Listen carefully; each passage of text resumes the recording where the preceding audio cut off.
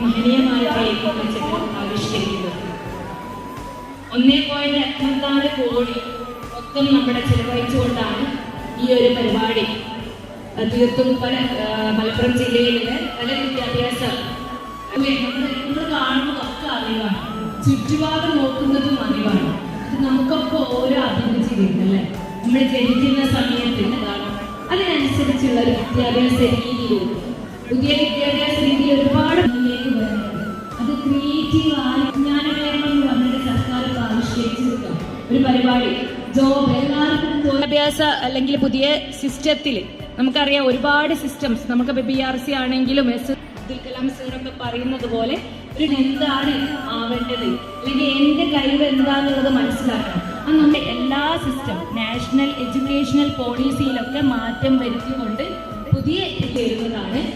അപ്പം അടുത്തതായിട്ട്